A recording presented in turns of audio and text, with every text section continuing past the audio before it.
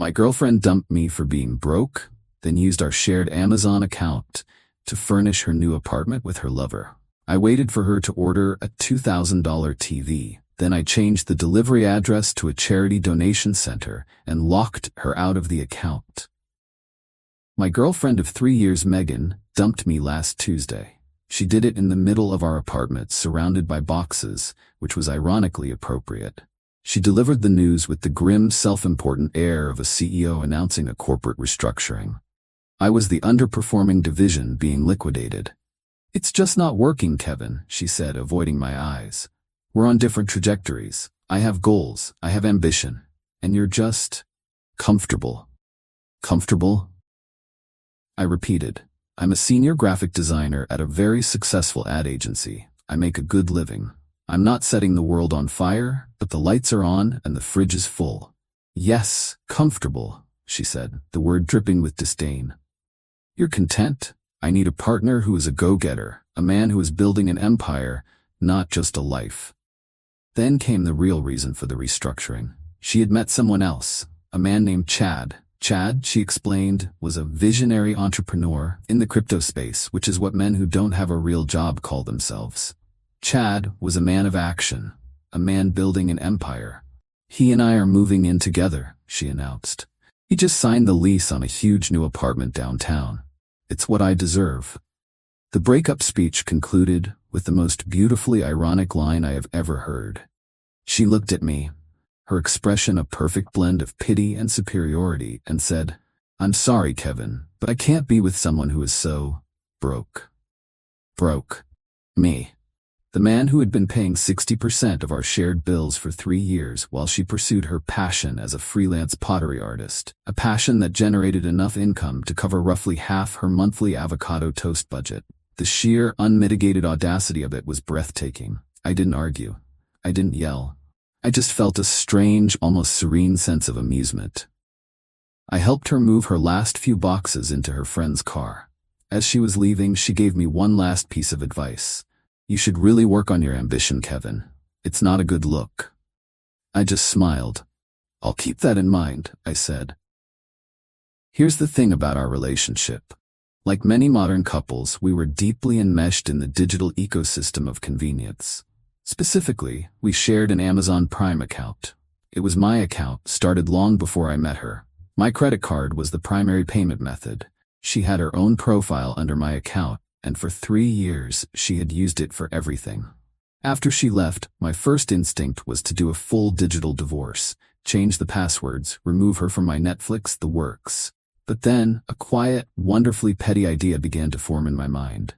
Megan was arrogant. She was entitled. And she was careless.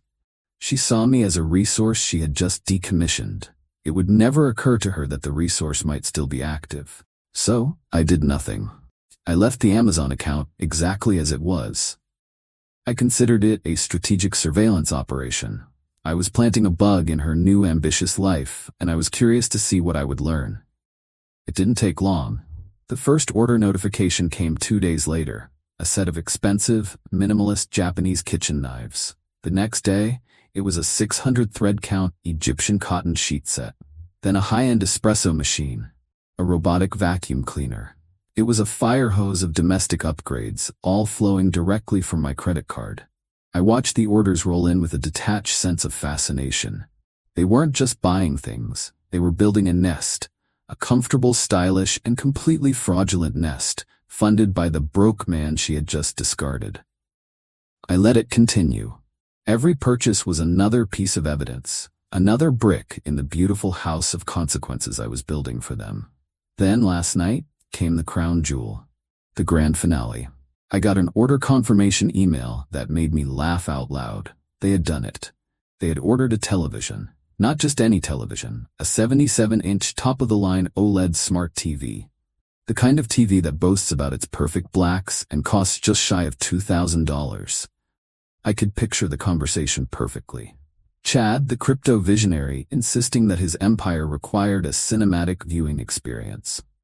Megan, eager to play the part of the supportive partner to her new go-getter, happily adding it to the cart. It was the ultimate status symbol for their new life together, the centerpiece of their shared ambition. I looked at the order details. Delivery was scheduled for next Wednesday. The status was preparing for shipment. This was the moment I had been waiting for. The trap was set. The bait was taken. It was time to pull the string. I logged into my Amazon account. I went to the order page. I clicked the button that said Change Delivery Address. A map popped up. I zoomed out from their trendy downtown apartment building and started scrolling across the city. I was looking for a very specific kind of address. After a few minutes, I found it. The address for the St. Jude's Youth and Community Center, a local charity that provides after-school programs for underprivileged kids. I entered their address, confirmed the change, and received a new confirmation email. The $2,000 television was now scheduled to be delivered to a place that could actually use it. My final act was to go into my account settings. I changed the password to a 32-character string of random letters, numbers, and symbols. I changed the email address associated with the account to a new one I had just created. And then I removed my credit card information. The digital pipeline was severed. Megan and Chad were now completely locked out. They have no idea. They are currently waiting for a television that will never arrive. They are waiting for a delivery that will instead become a donation, made in their name. Their dream of watching movies in stunning 4K is about to be replaced by the high-definition reality of their own stupidity. Update 1. The silence lasted until Thursday afternoon, the day after the TV was scheduled to arrive at their apartment. I imagine Wednesday was a day of mild confusion, then growing annoyance. They probably checked the tracking number, saw it was marked as delivered, and assumed it was a mistake, or that a neighbor had it. The real panic, I suspect, set in when they realized the package wasn't coming. My phone buzzed with the first text from Megan just after 3 p.m. Did you get a weird delivery at your place? Our new TV was marked as delivered yesterday, but it never showed up. Notice the casual, friendly tone, the assumption that we were still on good terms, that I was just an extension of her logistics network. I let the message sit for an hour before I replied. No, nothing here. That's strange. Another hour passed. Then the second text arrived. This one more frantic. I can't log into the Amazon account. It's saying my password is wrong. Did you change it? I replied, yes, I updated all my passwords this week. Standard security practice. This was the trigger. The realization that her free ride was over dawned on her. My phone immediately started ringing. I let it go to voicemail, then listened to the message. It was a masterpiece of escalating rage. Kevin, call me back right now. What did you do? I can't get into the account and the TV is missing. Did you cancel the order? I waited another 30 minutes, letting her simmer. Then I called her back. She picked up on the first ring. What is your problem? She shrieked. Where is our TV? Our TV? I asked, my voice a perfect imitation of calm confusion. I'm not sure what you mean, Megan. I don't own a new TV. The one we ordered on Amazon, she yelled. The one that was supposed to be delivered yesterday. Ah, yes, I said, as if just remembering. The one ordered on my account with my money. I saw that order. It seemed like a mistake, so I corrected it. Corrected it? What does that mean? Did you cancel it? No, canceling it seemed wasteful, I said. And a little rude. I just figured that since you broke up with me for being broke, you wouldn't want to be associated with my finances anymore. It seemed hypocritical. So, I did you a favor. I took care of the order and closed the account to you. You're welcome. There was a sputtering sound on the other end of the line. You? You stole our TV. Stole, I chuckled. Megan, you can't steal something you already own. I simply redirected a purchase I made. And I have to say, it went to a very good cause. I had it delivered to the St. Jude's Youth Center. I even put a little gift note in the order. It said, "Enjoy your new television." A generous donation from Megan and Chad. I'm sure the kids will be thrilled. You should expect a thank you card in the mail. The silence that followed was profound. I could almost hear the gears grinding in her head as she processed the full, beautiful, karmic absurdity of the situation. Then, a new voice came on the line. It was Chad, the visionary. "Listen here, you little worm," he began, his voice trembling with impotent rage. You think you're so clever. I'm gonna sue you for theft. Hello, Chad, I said cheerfully. It's a pleasure to finally speak with the man building the empire. Tell me, is furnishing your apartment with your girlfriend's ex-boyfriend's money a standard part of your business plan? I'm not a crypto visionary like you, so I'm just curious about your methods. As for suing me, please feel free. My lawyer would be fascinated to see the legal argument for why you are entitled to a television that I purchased with my own money. I'm sure that will be a landmark case. He started to curse at me, but I cut him off. You have a good day now, Chad, I said. Enjoy the apartment. I hear it's lovely. I should know, I paid for most of what's in it. I hung up the phone. The beauty of it all was that they had no recourse. They couldn't go to the police. They couldn't sue me. Their entire grievance was based on the fact that their plan to defraud me had been interrupted. They were furious that their victim had refused to continue being victimized, and somewhere across town, a group of kids were probably enjoying a movie night, completely unaware of the ambitious, empire-building philanthropists they had to thank for it. Update 2. The week following the donation was a cascade of escalating desperation from Megan and Chad. Their initial shock and rage quickly curdled into a series of clumsy, ill-conceived attempts at retaliation. It was like watching two toddlers try to fight a tank with water pistols. Having failed to intimidate me over the phone, they moved on to a campaign of digital harassment. I started receiving a barrage of emails, sent from a newly created, anonymous-looking address. The emails were full of threats and insults.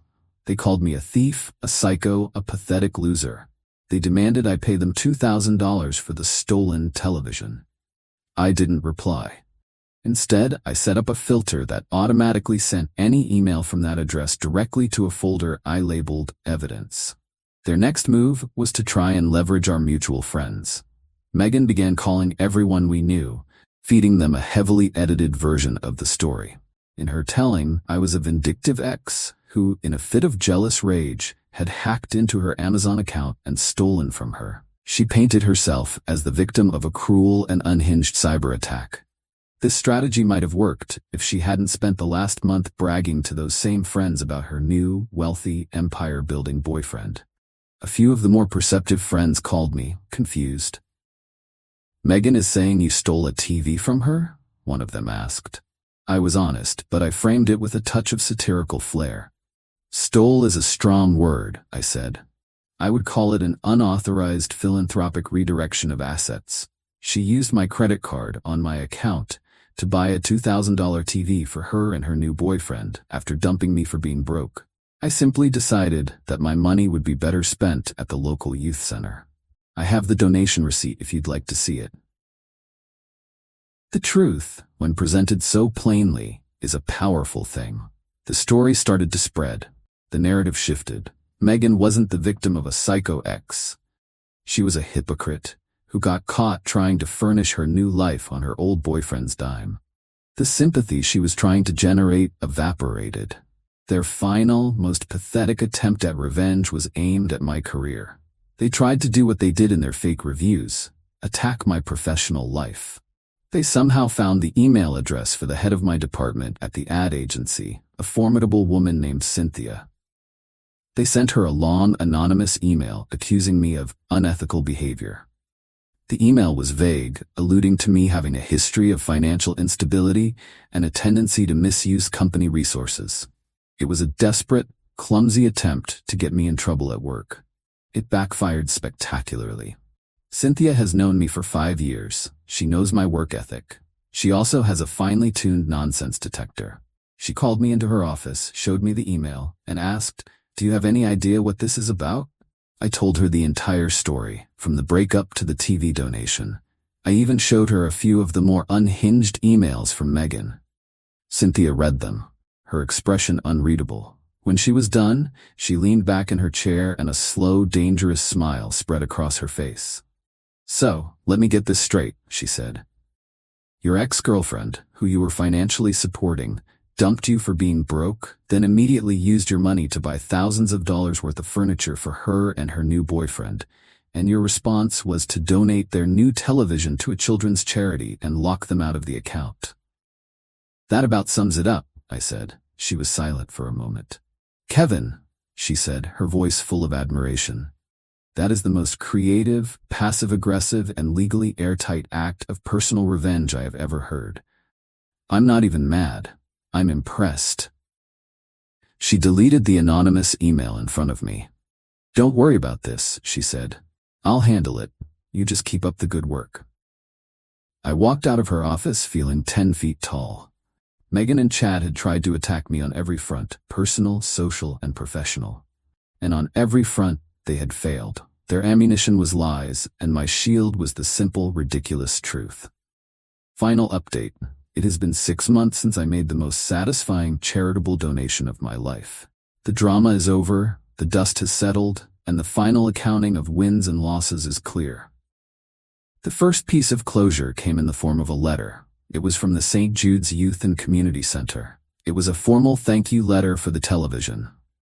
But attached to it was a second page, filled with handwritten notes and drawings from the kids. They drew pictures of themselves watching movies.